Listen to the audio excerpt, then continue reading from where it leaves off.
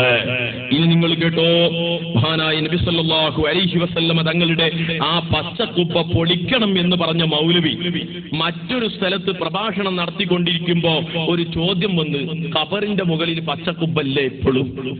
നിങ്ങളിപ്പോ ഖബർ കെട്ടിപ്പൊക്കാൻ പാടില്ല എന്നൊക്കെ പറഞ്ഞിട്ട് ഖബറിന്റെ മുകളിൽ അതൊന്നും പാടില്ല എന്നൊക്കെ പറയുന്ന നിങ്ങൾ മദീനയിലേക്ക് നോക്കുന്നില്ല, അവിടെ പച്ചക്കുപ്പയില്ലേ എന്നൊക്കെ ഒരു ചോദ്യം വന്നപ്പോ ആ ചോദ്യത്തിന് അയാൾ രസകരമായ ഒരു മറുപടി കൊടുക്കുകയാണ്.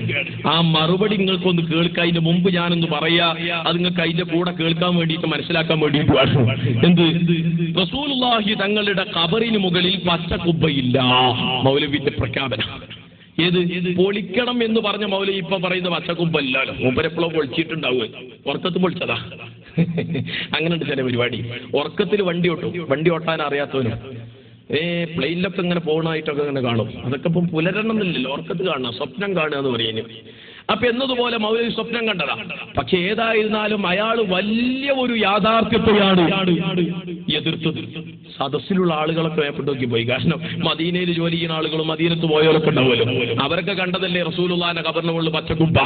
പിന്നെ മാത്രമല്ല, അത് നമ്മൾ കാണിച്ചു കൊടുക്കുന്നതും CD-യിലൂടെ നമ്മൾ പലതവണ പല പ്രഭാഷണങ്ങളിലൂടെയും പല കേസറ്റുകളിലൂടെയും നമ്മൾ കണ്ടു മനസ്സിലാക്കിയ ഒരു സത്യ.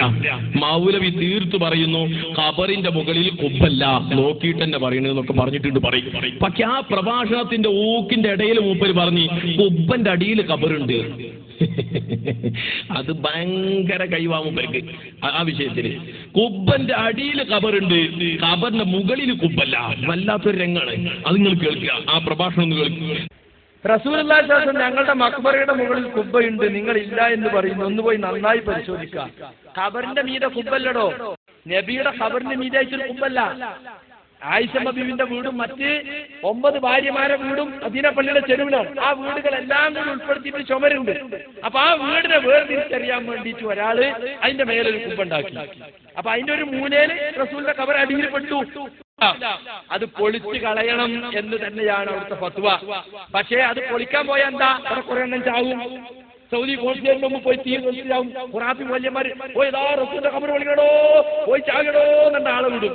അതുകൊണ്ട് സൗദി ഗവൺമെന്റ് പൊളിക്കാതെ വെച്ചിരിക്കുക. ഖബറിന്റെ മീതെ കുബ്ബല്ല, നോക്കിയിട്ട് തന്നെയാ പറയുന്നത്.